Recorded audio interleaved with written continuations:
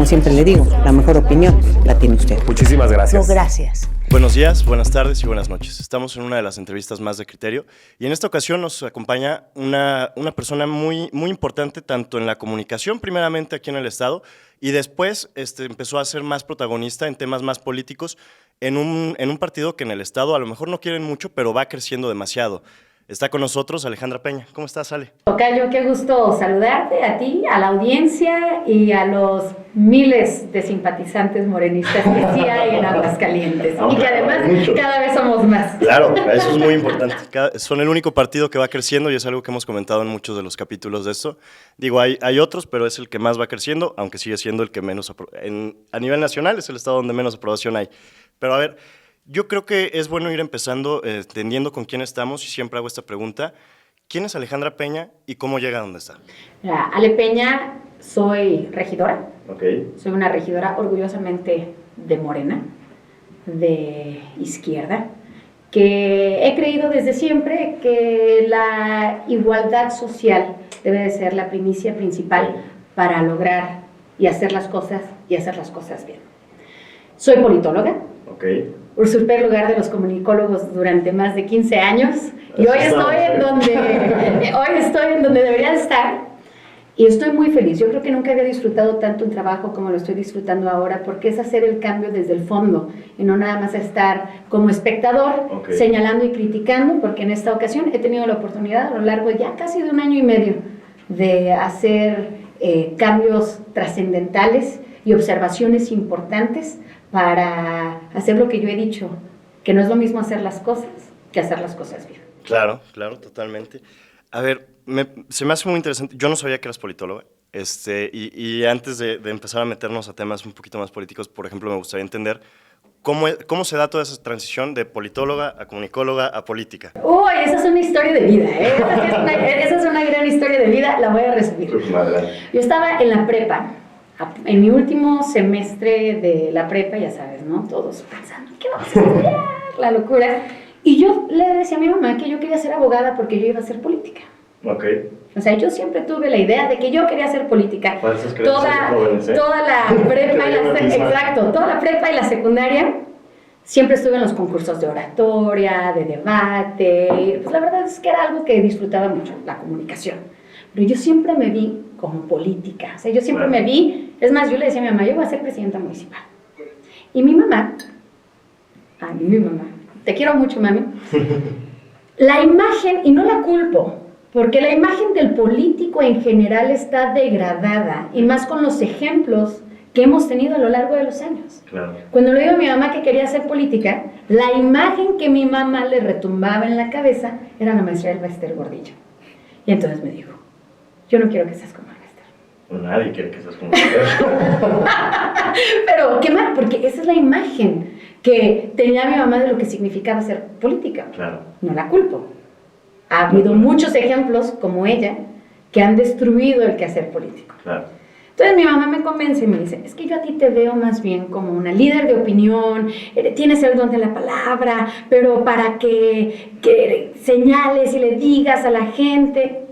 Y entonces cuando empecé a ver a Denise Dresser, a Denise Merker, y me empecé a dar cuenta que había muchos comunicadores que son politólogos. Claro. Yo no conocía la carrera de Ciencias Políticas. Y fue una maestra, quien por cierto quiero mucho, a la doctora Claudia, que es de la Universidad Autónoma de Aguascalientes, a dar una conferencia al colegio en el que estaba. Okay. Y dije, wow, esto es.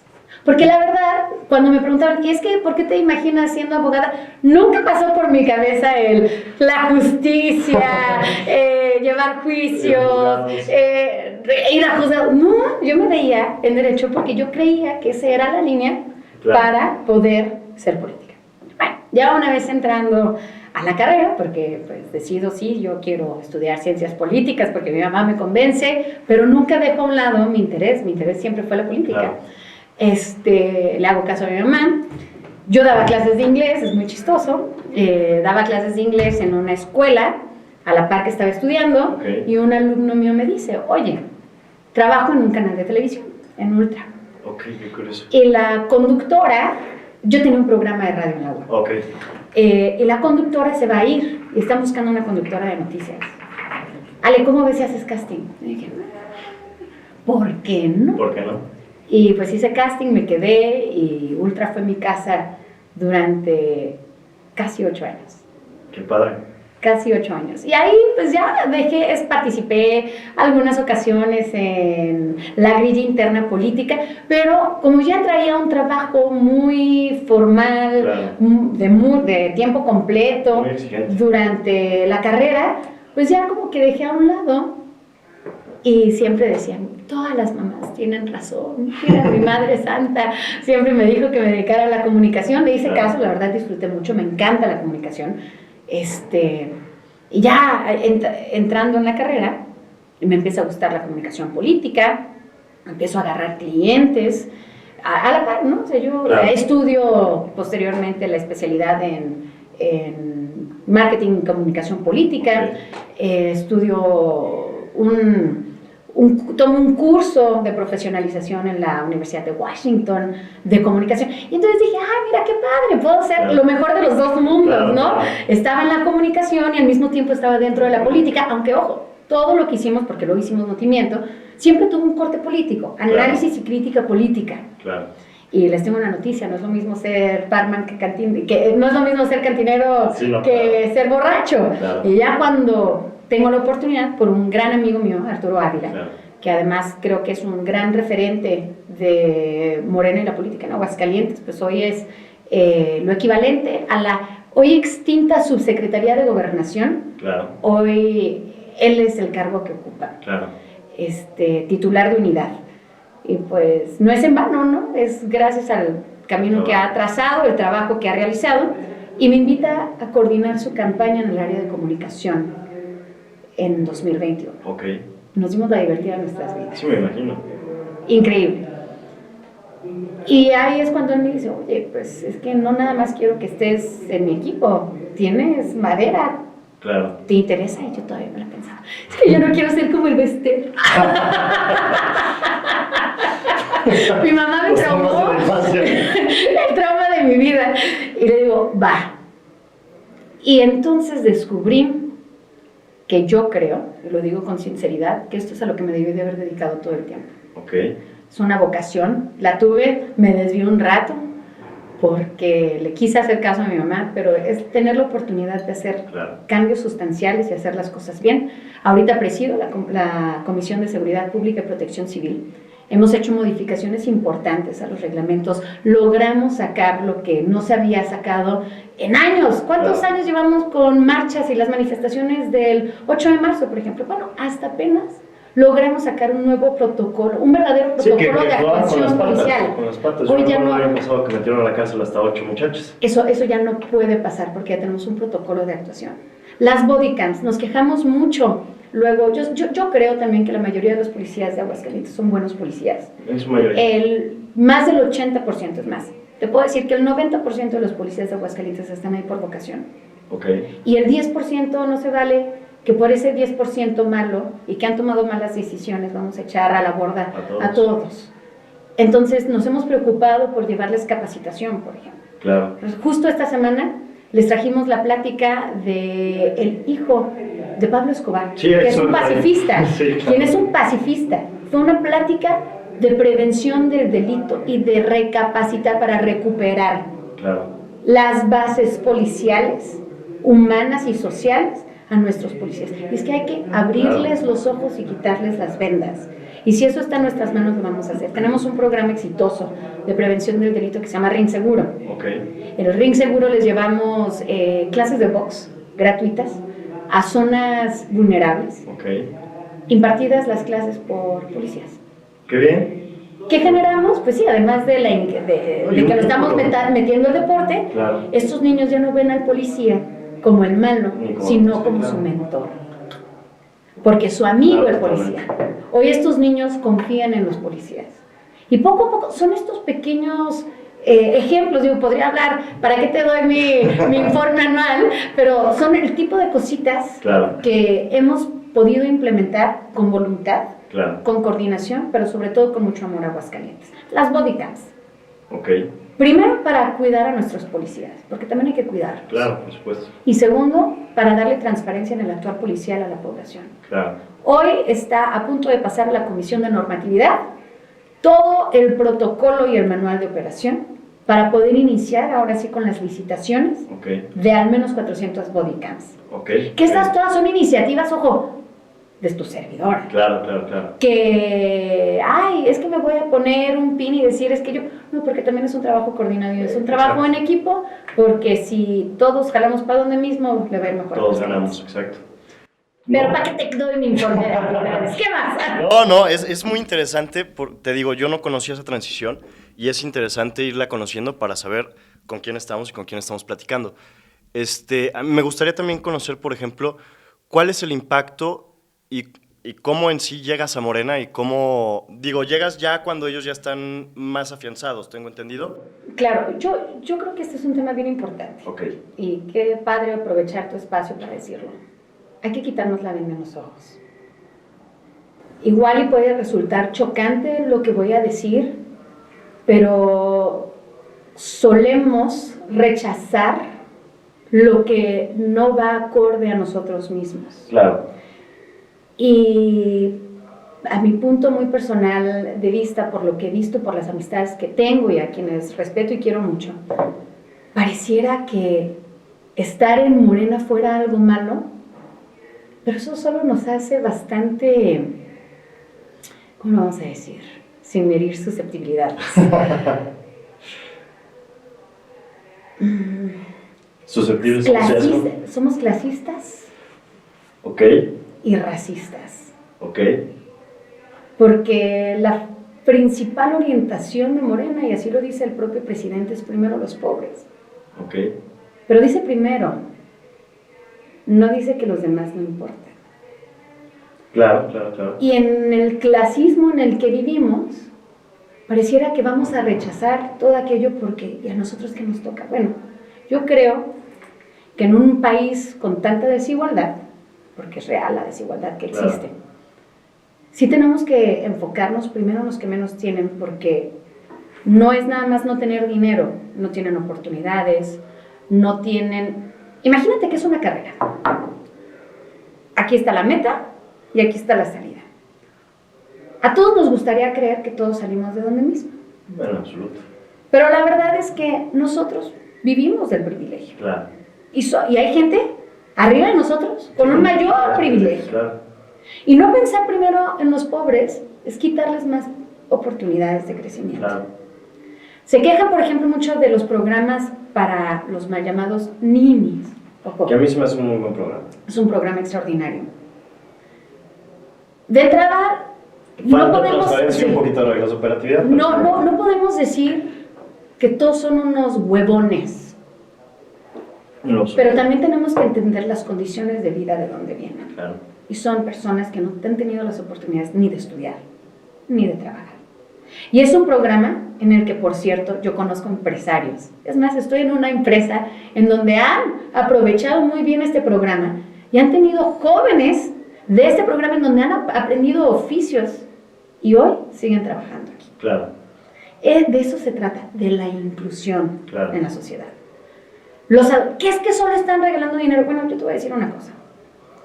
En los gobiernos de antes, y no quiero sonar y que me digan, es que voy a ser repetitiva, los prianistas, la magia del poder. Bueno, todos entregaban dádivas, pero formaban a los adultos mayores, horas bajo el sol, parados, para recibir una despensa. Es mucho más digno que tengan una tarjeta en donde se les deposita. Es que es bien poquito, pero es algo. Y te puedo asegurar que con esa tarjeta evitan hambre. Sí, claro. Y no podemos dejar a un lado a todas las personas que no han tenido los mismos... Y en el momento en que nos quitamos la venda en los ojos y nos damos cuenta que la gente que no trabaja, no es que no trabaje porque no quiere, sino porque no ha podido. Claro. Que la gente no estudie porque es un... No, es porque no ha tenido ni siquiera la misma educación que nosotros tuvimos. Claro. Para que nosotros entendiéramos sobre la importancia de seguir estudiando. Entonces, hasta que no logremos medio equilibrar, pues sí, primero a los que menos tienen, primero a los pobres. Pero eso no significa que los demás no los vamos a pelar. Claro. Solo que les vamos a dar una atención primordial y prioritaria a las personas que viven en una situación mucho más vulnerable que todos nosotros. Claro. Y que hay que atenderlos, porque son humanos, tienen dignidad y como tal deben de vivir. Claro, claro. A ver, yo entiendo mucho el posicionamiento. Yo no soy de la idea de que Morena es totalmente malo. Yo soy de la idea de que todos los partidos políticos valen para pura madre y son muy malos, pero hay personajes dentro de los partidos que valen mucho la pena. Pero te voy a decir una cosa, es como la religión. Claro. Cualquier religión en papel es extraordinaria. Dime qué religión es mala. O sea, no, en papel. Ninguna. Los principios de la religión Claro. son buenas. No matar, Claro. no robar, robar, no traicionar al pueblo. No, a lo que voy es, ¿qué es lo que vulnera a las religiones? Las personas. Las personas. Porque las personas no son buenas por naturaleza. Claro. Digo, ya no me voy a ir a la teoría política, ¿no? Claro. Pero es lo mismo que pasa en los partidos. Los partidos, si tú lees los principios básicos de Morena, son buenos. Claro. ¿Quién no Claro. quiere la justicia social? Sí, en absoluto. Y lo mismo de todos los partidos. Pero como ¿qué es lo que decimos. pasa? Pues hay algunas personas. Y es muy similar a lo que te decía tu mamá cuando quería hacer política, y más o menos por ahí se entiende. Pero Digo, no me voy a convertir en No, claro que no. Pero digo, es interesante entender eso porque, a ver, vives en un pueblo, Aguascalientes, nuestra ciudad, que tanto queremos. una gran ciudad, por cierto. Vives en un pueblo que en su mayoría es panista y te formaste en muchos años que eran en su mayoría priistas y llegas a un partido nuevo con mucho crecimiento pero con algo de rechazo. Entonces era una pregunta natural preguntar cuál es el impacto y cómo te sentiste tú al llegar acá. Yo me siento muy orgullosa de haber tomado esta decisión. Qué gusto, qué gusto. Yo me siento muy feliz porque además también, y tengo que decirlo, me quité muchas vendas de los ojos. Ok. Porque hay que leer, diría, ¿quién era Mit, no? Hay Sí. que leer. Leer. Hay que leer.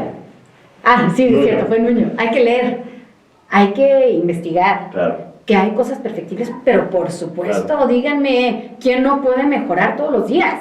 Claro, Que hay cosas que se han hecho mal, por supuesto, hay cosas que se han hecho mal. claro, Que hay cosas que se han hecho bien, muchas se han hecho muy bien. claro.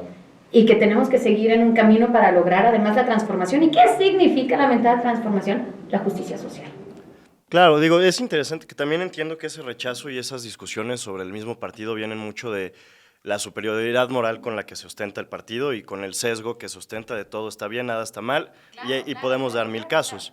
Entonces, es natural. Pero yo creo que también es importante, digo, ya voy a cambiar un poquito el tema porque traemos el tiempo un poquito encima, y es interesante también ir aterrizándonos un poquito más en temas que nos interesan a todos en Aguascalientes y que pueden resonar también mucho a nivel nacional. La idea siempre en el podcast es hablar más de temas nacionales porque muchas veces pues difícilmente vamos a tener la atención del espectador hablando de Aguascalientes. Pero Los temas de Aguascalientes los podemos hacer nacionales, no se apuren. efectivamente, a eso a lo que voy, efectivamente. Porque este tema sí es un tema que debe de tener trascendencia nacional. Ya vimos que afecta y afecta a muchos. El año pasado estuvo afectando en estados como Nuevo León. Va a afectar a muchos estados. Allá hay estados en el país donde se conoce que va a haber una hora cero pronto, donde hay estrés hídrico, donde hay muchos problemas de agua. Y aquí en Aguascalientes estamos a días de tener una de las decisiones más importantes al respecto. Estamos a punto de saber qué va a suceder con la concesión del agua. Y tú eres una de las personas que va a tomar esa decisión. ¿Cómo está la situación? Ok, mira, vamos a dividirlo en dos partes. Ok. ¿No? Uno, lo que dice Ale Peña, Ok, y otra, lo que ha sucedido en el ayuntamiento, porque esta decisión no la tomo yo. ok. Justamente hace poco estaba revisando, ¿no? En el almanaque, Claro. ¿cuál era la propuesta inicial de este gobierno que está encabezado es un gobierno panista? Claro, que sigue la misma línea desde hace muchos años. En torno al tema del agua. La propuesta de Leonardo Montañez fue la remunicipalización Claro, en campaña. Y él dijo en campaña que desde el primer día de su administración se iba a iniciar un proceso jurídico para concluir y terminar y hacer la entrega-recepción de Veolia. ok. Estamos a 17 de marzo del 2023 Sí. y eso no ha sucedido. Sí, claro. Y estamos a menos de un mes de la decisión, ¿no? Los primeros 6 meses, el presidente municipal, Leonardo Montañez, se encargó en decir a diestra y siniestra que sería un modelo mixto, sin ni siquiera haberlo platicado con los 16 regidores que formamos parte de él. Cuando publicaban fotos con los del Banco Mundial y los de Banobras y todo eso. Y la información se ha ido entregando a cuentagotas. Literal, el tema del agua se ha entregado a cuentagotas. Tenemos 2 temas importantes en esta materia. Uno, ¿qué va a pasar con el sistema hídrico? Claro. ¿Va a ser municipal? ¿Va a ser mixto? ¿Va a ser concesionaria? Y 2, el tema que nos debe de preocupar, la calidad del agua Y del servicio. y de cuánta agua nos queda en Aguascalientes. Claro. Porque mientras, mira, en Nuevo León tuvieron una sequía terrible, Claro. y fue resuelta con ha seguido mejorando Claro. el abastecimiento del agua con la creación de una segunda presa, que es la presa El Cuchillo 2, que por cierto Claro. estuvo a cargo del secretario de Gobernación Adán Augusto Sí, López Hernández. sí. Pero sus pozos estaban a menos de 100 metros de profundidad. Ok. Los de nosotros están por debajo de los 300 metros de profundidad. Es decir, la cuenca hidráulica de Aguascalientes es una cuenca que se está quedando sin agua.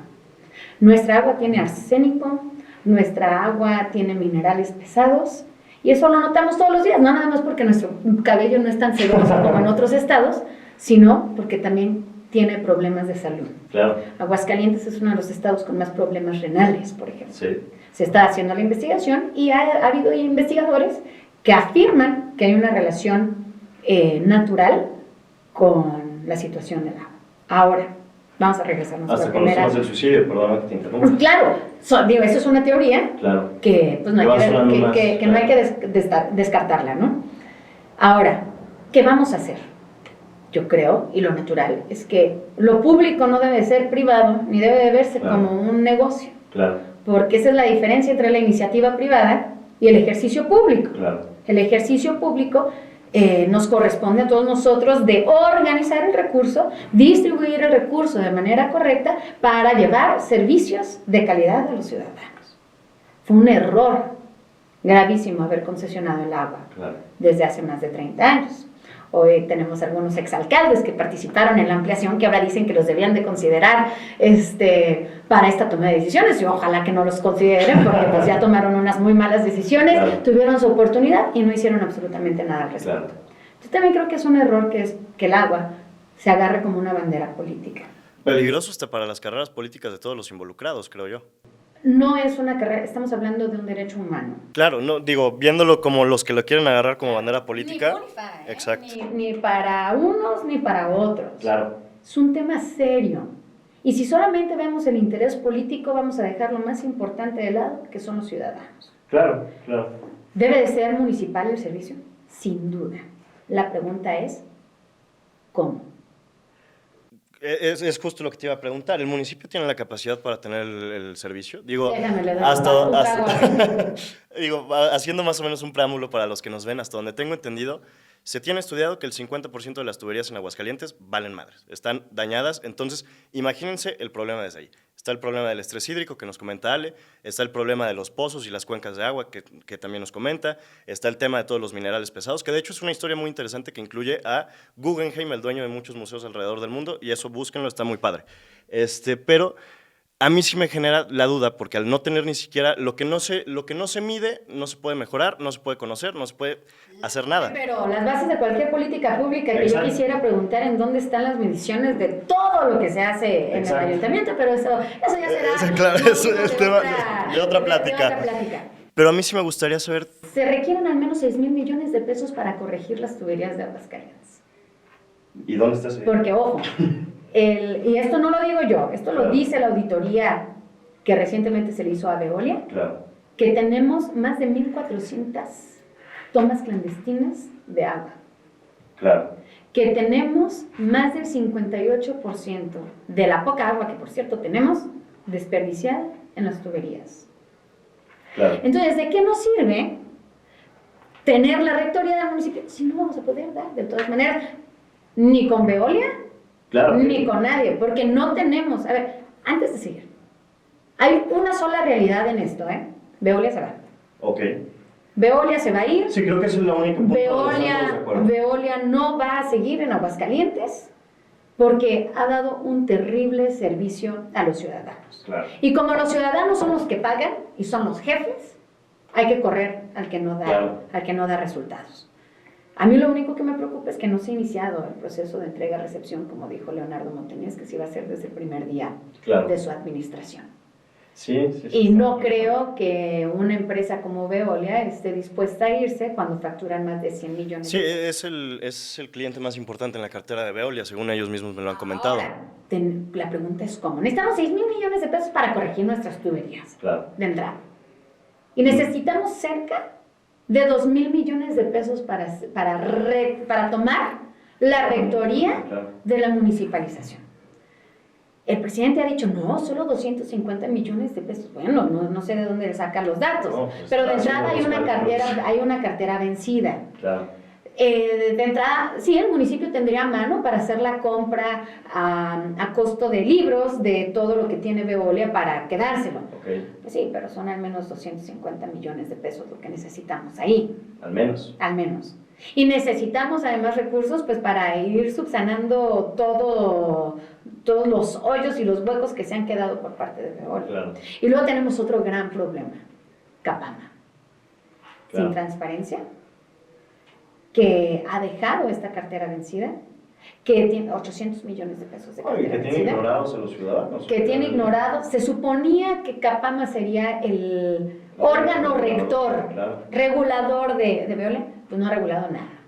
No, en absoluto. Ha dicho el presidente, la propuesta es desaparecer a Capama y crear otro órgano. ¿Quién lo va a armar? Va a ser lo mismo, también una gata pero revolcada. No, y están a semanas, o sea, no hay un trabajo previo y eso es lo mismo que preocupa que se ha visto en muchos temas con estas Y a mí lo administraciones. que más me preocupa es la falta de la verdad. Claro. La falta de la verdad porque dicen, sí, vamos a remunicipalizar, pero voy a contratar a Juan para que se encargue de clorar el agua y a Pedro para que se encargue de reparar y entonces a mi comadre que ella sea la encargada de verificar. Entonces vamos a tener contratitos Claro. privados. Claro. Déjenme decirles que eso no es remunicipalizar. Sí, no, Eso es un extraño, exacto, es un extraño sistema mixto con participación público y privada. Similar a una paraestatal con muchas células, digamos. Y al no tenerlo todo en un engranaje, pues el día que nos falle el clorador, ¿qué vamos a hacer? Claro.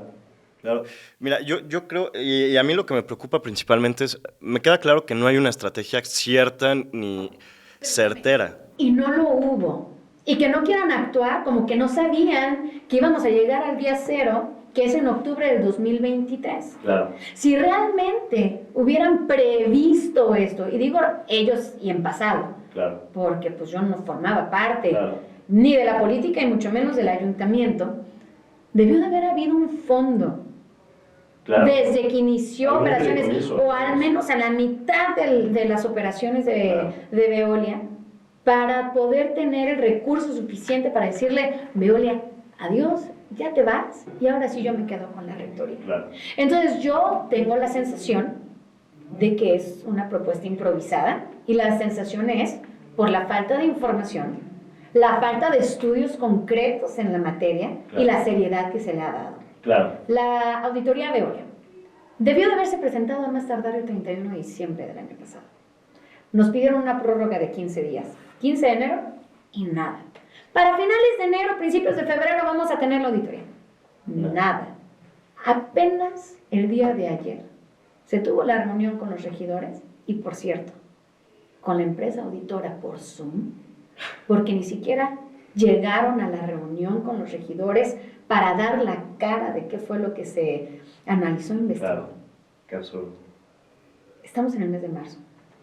Abril, mayo, junio, julio, agosto, septiembre, octubre. Estamos a 7 meses. No de la toma de decisión. Sí, del cambio. A 7 meses del cambio de lo que será el futuro de Aguascalientes. Claro. Entonces, ¿dónde está la información? No, y la planeación. ¿Dónde está la planeación? Pareciera, y lo dicen, es que sí se les ha dado información. Claro, pero nada concreto. Es que el plan hídrico incluye la creación de un nuevo tanque elevado. Bueno, eso, qué padre, eso es más materia hídrica y nos va a ayudar a resolver otros problemas, pero no el tema central, que es el abastecimiento y la distribución 24/7. Claro, Y claro. que llegue a todos y de calidad. Claro. Sí, Y corregir todo lo que... Lo y entonces, que estoy haciendo mal, claro. luego uno se va a quedar... Pues, ¿qué es más importante? Tener un nuevo tanque elevado que va a abastecer de agua, bla, bla, bla. ¿De qué me sirve un nuevo tanque elevado? Que va a abastecer agua a 300 familias si las tuberías sí, la mitad de esa agua no va a llegar. están dañadas y no van a llegar. Claro. Es un tema muy complejo que a mí me preocupa que no se le ha dado la seriedad necesaria para Claro. tomar una decisión. A ver, es un tema, como dices, muy complejo y de preocuparse. Estamos en un punto donde a mí lo único que me queda claro es que la visión que hay ahí va por dos lados. Buscan el beneficio político, que yo creo que es uno de los errores más grandes porque como que no se meten en la cabeza el pequeñísimo detalle de que si no se les da bien, a la gente le vale madre si es remunicipalizado, si es un servicio mixto, si es una paraestatal, a la gente le vale madres. A la gente lo que le interesa es que se le cumpla las 24 horas, como dices, todos los días, su servicio de agua, que es un derecho humano básico, fundamental y parte incluso de los derechos de la salud. No es como otros derechos, ese sí es uno que se tiene que garantizar desde el Estado y no se está haciendo. Hay zonas, colonias, fraccionamientos enteros en Aguascalientes que duran semanas sin una sola gota de agua y ahora sí como los memes, pero para cobrar como si son buenos. Entonces, es muy curioso y me queda claro que ellos la única visión que tienen es la política, que buscan politizar el tema en una intención de sacar raja política sin dimensionar que muy seguramente eso va a sepultar las carreras políticas de muchos de ellos, claro. O al menos es como yo lo creo, por como mismo que tú dices, la falta de planeación, la falta de seriedad, la falta de transparencia. Este tema va a ser un desastre que se va a tardar, no, y cuando llegue el cambio ya de la concesionaria, va a ser un desastre terrible, que me da, exacto, me da mucho miedo porque al final del día, digo, no me da miedo que acabe la carrera política de estos cuates, la verdad es que me vale madres, favor nos van a hacer y ellos solitos se lo van a hacer. Pero lo que sí me preocupa es el estado que nos van a dejar a los ciudadanos un servicio madreado, un servicio sin agua y un servicio que también ellos, que ahora vamos por el otro lado, lo están viendo como una utilidad. Ellos también traen, por alguna extraña razón, exacto, ellos traen en la cabeza el sacar dinero de ahí y es un absurdo. Basándonos en Shakira. El municipio factura, pero no ganancias. Exacto. O sea, el recurso que caiga de remunicipalizar se tiene que reinvertir en la población, cosa que nunca se ha hecho. Yo sí tengo una forma, una idea de cómo podemos salir adelante para lograr la remunicipalización necesaria, porque el municipio tiene que tener la rectoría del agua, porque además de que le compete constitucionalmente, tiene que hacerse, es como el papá, pues hazte responsable es como el hijo, hazte responsable de tus actos, criatura. Tenemos 2 parques fotovoltaicos. Justo para allá quería ir. Uno que está desde hace 3 años construido, pero no conectado. Por Cañada Honda. Por Cañada Honda. Imagínate, Alex, que tú me dices, Ale, quiero poner un negocio. A ver, platícame más. Quiero poner una gasolinera. ¿Y qué necesitas de mí? Pues lana. Ok, ¿y tú qué vas a hacer? Y con esa gasolinera te voy a dar gasolina para toda tu familia gratis de por vida. Ah, no, pues sí está fregón, órale. Va, entonces te doy la lana, construyes la gasolinera, está muy bonita tu gasolinera y te digo, pues vas. Ay, es que no tengo los permisos para distribuir gasolina y pues Pemex no me puede traer. No, y ya después de construida. Sí, claro, claro. No, y tratar, digo, este es un tema, para que entiendan un poquito el contexto, quería llegar justo para acá, porque ahorita antes en el tema del agua estábamos platicando de cómo estas administraciones panistas, en su gran mayoría, solamente han visto o han buscado el beneficio económico, el beneficio político, y de lo demás pues se hacen poco responsables y la transparencia también bien gracias. En este tema de Next Energy es un tema muy importante. Existe, como dice Ale, un parque solar fotovoltaico tremendo en Aguascalientes, que se pagó, se construyó, se sigue pagando y no se conecta. Y el tema más importante es que ese contratito está garantizado con el 26% de todas las participaciones federales que recibe el municipio de Aguascalientes. Entonces, ¿qué pasa? Hagan de cuenta que de cada 10 pesos que recibe Aguascalientes de la federación, 2.6 se van a una madre que no funciona para nada, pero la estamos pagando. Que ya traen la faramalla de que la quieren mandar a la fregada y todo eso, es faramalla. Al final del día, este mismo modelo fue un fraude que se hizo en Baja California, que se hizo en Durango, que se hizo en Monterrey. En estos 3 estados ya los mandaron a volar. Son empresas fantasmas donde está asociado un Maíz Domene, no me acuerdo cómo se llama, Francisco o Antonio, Eugenio Maíz Domene, que es el dueño, que es socio de Domita, una mujer del PAN, que muy cercana. Esas son meras coincidencias de la vida. Sí, muy cercana a Marco Cortés.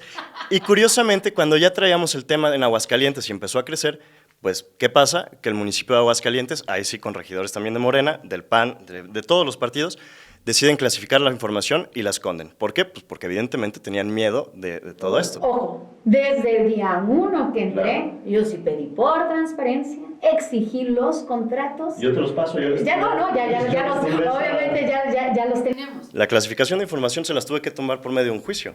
Al final del día yo fui el que los demandó porque lo tenían todo escondido. Claro, pero aquí tenemos 2 temas, son 2 partes, ¿eh? Claro. Entonces, ya construimos tu gasolinera y no tienes el permiso. Pues así le pasó aquí a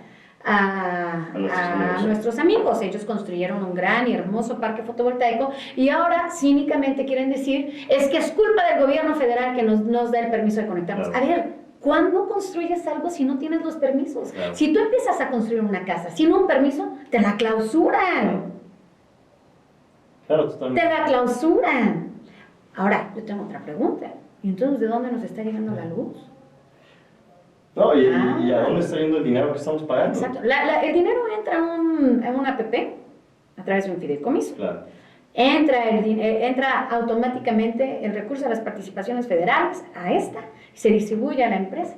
Y aquí es donde algo pasa mágico y misterioso, que nos llega la luz, pero no de un parque fotovoltaico. Dicen los que saben que nos está llegando desde un parque fotovoltaico de San Luis. Bueno, entonces no necesitamos ni siquiera el parque fotovoltaico, pues mejor hay que hacer el contrato con San Luis, nos hubiéramos ahorrado la mano de obra y todos estos paneles solares muy bonitos y no los estaríamos pagando porque nos habríamos conectado con una empresa que sí tiene un permiso desde antes con la Comisión Regulatoria de Energía. Claro. Este es el parque 1, que no nos ha dado un solo watt desde hace 3 años. Pero en octubre de este 2023, tendría que entrar en funcionamiento un segundo parque fotovoltaico, el más grande. Claro. O sea, si tú crees que el de Cañada Honda es grande, Que es enorme además. ajá, no sabes el tamaño del segundo, Sí, claro. que es todavía más caro que el primero. Déjame decirte a ti, Alex, y a toda la gente que nos está escuchando, que no se ha puesto ni siquiera la primera piedra. Y en octubre lo vamos a tener que iniciar a pagar. ¿Y es un contrato aparte del primero o Es es...? una ampliación del contrato. Claro, es la famosa ampliación, claro. Sí. Es como si tú te dedicas a hacer casas de interés social y de repente te digo, sin hacer licitación, sin nada, oye, pues avítate las casas de las mansiones del campestre, ármate unas mansiones del campestre. Claro. Así. Hoy estoy muy contenta porque recientemente el secretario del ayuntamiento, Jaime Beltrán, declaró ante medios de comunicación, La semana pasada, que ya se inició un juicio en contra de la empresa Next Energy. ¡Vaya! Hasta que le hacen caso a la sensatez. Yo tengo mis apuntes en ese tema, ¿eh? La verdad es que, digo, a ver, yo parto del supuesto que creo que muchos de los abogados que están tanto en gobierno del Estado como en municipios son pues, deficientes, por no decir otras palabras. Entonces, a mí sí me preocupa cómo se está llevando a cabo esta demanda. ¿Por qué? Porque a lo mejor están demandando la rescisión, pero ¿qué va a pasar con todo lo que ya se pagó? Van 3 años de pagos. Todo preocupa, todo preocupa. Además, recientemente la regidora Citlali dio a conocer observaciones por parte de la Auditoría Superior de Fiscalización de la Federación de más de 170 millones de pesos justamente de estas APP. Claro. Si logramos recuperar el recurso de los y las ciudadanas de Aguascalientes, tendríamos más de 6,000 millones de pesos para recuperar la rectoría en materia del agua.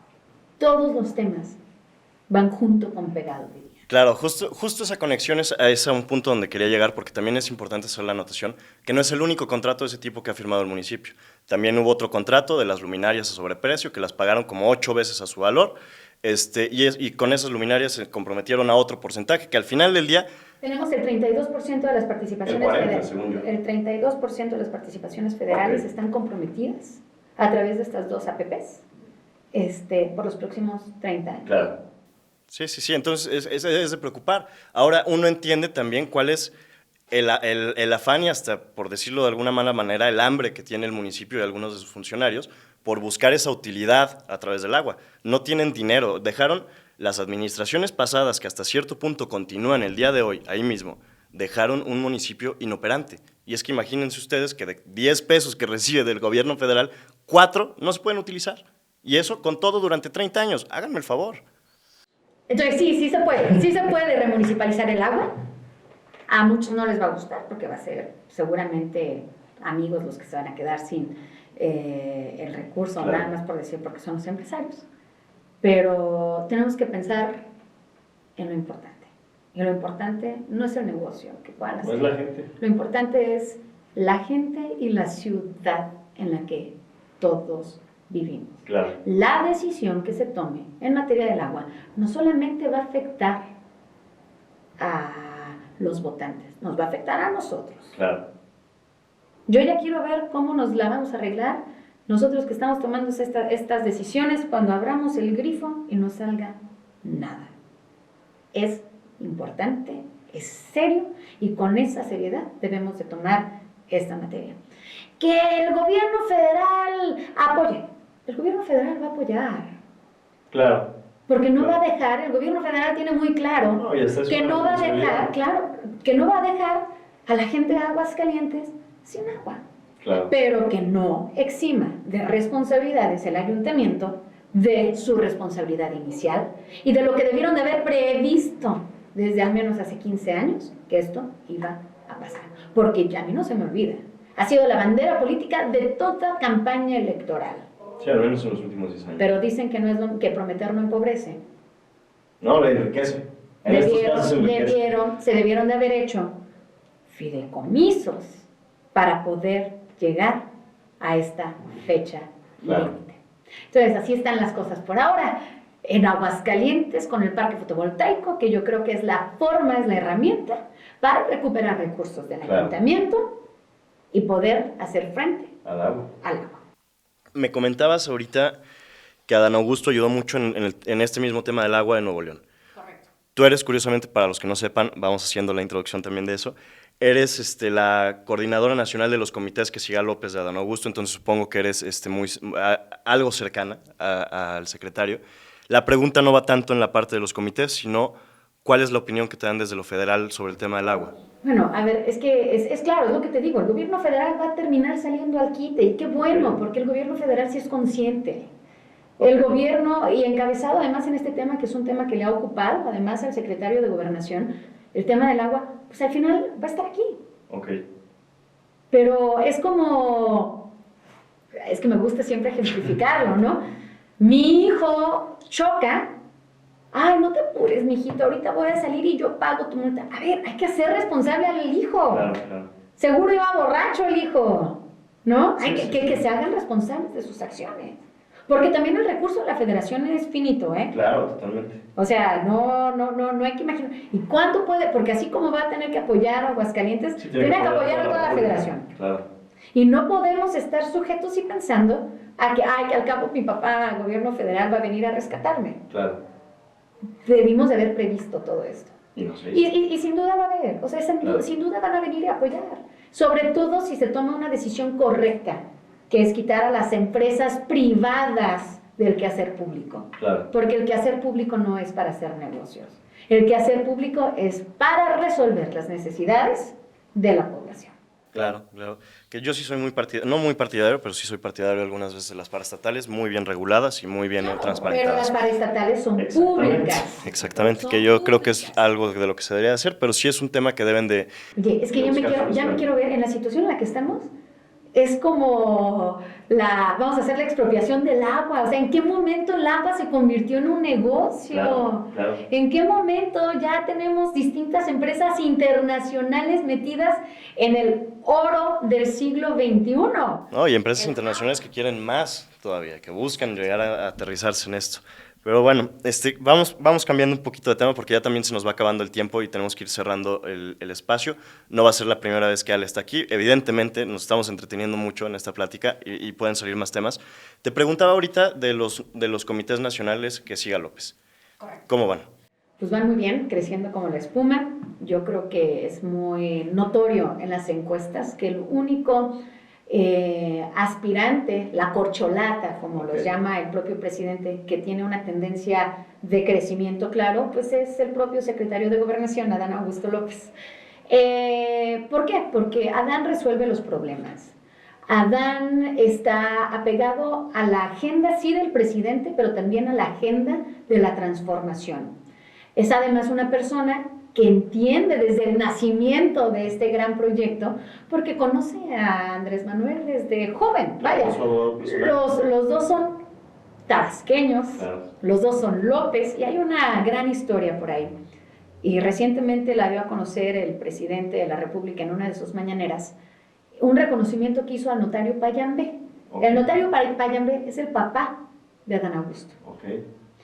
¿Por qué hizo este reconocimiento? Porque en aquellos tiempos en donde existía el partido hegemónico del PRI y que podía robar y transar las elecciones a diestra y siniestra, pues no había un solo notario que se animara a dar fe de hecho de las cochinadas y las marranadas que hacían, salvo un notario, el licenciado Payambé. Entonces, es una interconexión, una historia de hermandad, por eso es que se refiere a Adán como su hermano. Claro. Porque él es su hermano. Crecieron juntos con este proyecto. Claro. Incluso fue el licenciado Payambé quien firmó el acta notarial de la creación del Movimiento de Regeneración Nacional. No sabía. Curioso. Entonces, imagínate la gran amistad y conocimiento y profundidad que tienen de este proyecto de nación. Claro. Entonces, es claro que un personaje como Adán, quien además es notario, fue gobernador, fue senador, fue diputado federal, que tiene experiencia, vaya, no es un improvisado en esta materia, sea la persona, además de favorita, adecuada e ideal para la transición y la consolidación de la transformación en nuestro país. Ahí va creciendo, va muy bien, y lo más importante es que él va creciendo sin necesidad de hacer campañas y hacer cosas que no le corresponden, ¿no? Claro. Digo, hay algunas otras corcholatas que están dando... Todos incumplen en esa parte, de todos los partidos. Claro. A ver, vamos a ver las diferencias. Hay una corcholata que se va a viajar por toda la República a hablar de las políticas públicas exitosas. Sí, y se va a hablar de las políticas públicas exitosas y el mismo fin de semana se le cae el metro y estaba en otro lado. Eso es una gran tragedia. Pero es no descuidar el trabajo. Claro. Y luego tenemos a otra corcholata que va y hace una marcha por el 8 de marzo y da discursos en plaza pública. Bueno, yo no encuentro la relación que tenga con su trabajo. En cambio, tenemos un secretario de Gobernación que está enfocado en hacer su chamba. Claro. ¿Y por qué crece? Pues porque la gente está viendo cómo hace su chamba. Claro. Que el presidente mismo, ¿cuándo se había visto que una reforma constitucional, como la que recientemente se aprobó de la Guardia Nacional, fuera socializada con los congresos locales? Nunca antes, ¿qué pasaba? Pues ya les llegaba el oficio, analícenlo, apruébenla o analícenlo y discútanla para su aprobación. Ahora no, ahora se tomó el tiempo el secretario de Gobernación de ir a cada uno de los estados de la República a explicarles, no solo a los legisladores, sino a distintos referentes públicos, en qué consistía esta reforma. Y pronto hará lo mismo con el tema del Plan B, porque hay mucha desinformación de por medio. Muy inconstitucional. Hay mucha desinformación de por medio, hay que analizarla, hay que escuchar. Y eso es parte de quitarnos la venda de los ojos, que es con el que empezamos este podcast.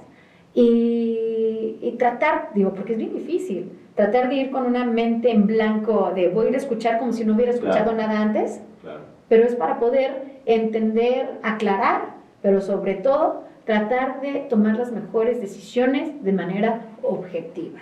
Porque se les dio la oportunidad, al menos con la reforma constitucional, a los legisladores de cuestionar al secretario. Imagínate una audiencia pública de un secretario de Gobernación con los legisladores locales. Sí, claro. Jamás visto. Y eso es lo que ha hecho que el secretario de Gobernación crezca como la espuma. Claro. Digo, su trabajo habla por sí solo. A ver, aquí les hago la pausa comercial sobre muchos temas de la reforma. También pueden irse a los demás capítulos. Hemos hablado con mucha gente, vocales del INE, consejeros del INE, diputados federales, senadores y todo. No, hemos hablado con gente de Morena también y existen distintos puntos de vista. Yo sí estoy en contra, yo personalmente en contra de la ley como abogado y he sido incluso expositor ahí en los temas del INE, pero eso es esa parte para que se vayan a ver los otros capítulos. Regresando a esto, yo sí creo que puede ser por azares del destino o por casualidades o por muchos factores juntos que Adán Augusto sea la corcholata más favorecida al final del proceso. No es la corcholata que más me gusta, digo, yo insisto y lo digo otra vez, lo vengo diciendo desde hace muchos capítulos, el 2024 lo va a ganar Morena, ya partiendo de ese supuesto, ahora falta ver la elección, que es la interna. Sheinbaum yo creo que es una especie de títere y una corcholata la que hacen más mediática para que le lluevan los madrazos a ella, se debilite. Exacto, naturalmente se va a debilitar, se va a desgastar y eso mismo le va a generar, además de sus malos trabajos que nos han ido llevando a donde estamos, le van a ir haciendo que se caiga. Marcelo Ebrard es un priista como los del meme de Transformer de Estamos escondidos entre ustedes, es un priista al final del día y aunque es muy cercano a López Obrador, difícilmente le va a dar López Obrador el poder a alguien que no va a seguir ciegamente su proyecto de nación. Y no se trata de seguir ciegamente, sino de comprender... Depende de quién le pregunte. Si le preguntas al presidente, claramente se trata de seguir ciegamente el plan. No, se trata de fortalecer y lograr el objetivo, que es la consolidación de la transformación. Porque es el primer paso. Claro, claro. Que es iniciar con este proceso. Ahora hay que consolidarlo. Claro. Y pues con Marcelo, digo, al final de cuentas yo creo que la disciplina en el partido debe ser importante y que al final la corcholata que sea, todos tenemos que estar unidos. Que a ver si no le salen por ahí las mañas perredistas, priistas. Todos tenemos que estar unidos y no debemos de permitir que nuestras diferencias, porque todos podemos tener nuestro corazoncito donde queramos. Claro. Es natural, siempre pasa, es como el partido de fútbol. Es un partido, yo tengo mi corazón evidentemente con Adán Augusto. Claro. Y no por eso le voy a hacer el feo a un compañero o compañera que tenga su corazón en otro lado. El respeto es fundamental, claro, y tenemos que llegar unidos. Pero sí creo que hay claras diferencias. Y al tema de Marcelo yo le agregaría que pues, hay una muestra de desconfianza natural. Claro. ¿Qué pasó? Pues sí, el presidente le dejó la Ciudad de México. Claro. ¿Y a quién le dejó Marcelo Ebrard? La Ciudad de México. Exacto, a Mancera. Sí. No hubo consolidación, no hubo seguimiento y no podemos permitir como partido, movimiento, que se nos acabe el proyecto de nación, claro, en los próximos 6 años. Digo que yo creo que a Marcelo lo único que lo puede revivir es todo el tema de seguridad que se está dando con Estados Unidos, el tema de las drogas, el fentanilo y el tema de las armas. Pudiera revivirlo, si lo hace bien, pudiera irse muy arriba ya en estos temas, pero sigo creyendo que circunstancialmente y contextualmente no me gusta como candidato a mí Adán Augusto, en lo absoluto, ni Claudia. Yo creo que el único morenista que relativamente me gustaría es Marcelo, pero tampoco va por ahí. Yo creo que sí, Adán Augusto al día de hoy es el que pudiera ser el candidato más fuerte por temas circunstanciales. ¿Qué vaya a pasar más adelante? ¿Quién sabe? Ale a lo mejor nos puede tener alguna predicción, me imagino. No, bueno, pues yo voy a hablar con razón. Claro, claro. La verdad es que va a ganar Adán y pues vamos a tener un extraordinario presidente. Pero ahora sí, antes de cerrar, y como última pregunta, porque sé que te tienes que ir. A una reunión de la... Claro, precisamente, y hablando de predicciones, ¿cuál es la predicción para Ale Peña en el 2024? ¿Qué quieres hacer? ¿Qué buscas? Mira, yo no me puedo ni encartar ni descartar para nada. Okay. El servicio público me gusta. Ya no te sales del servicio público.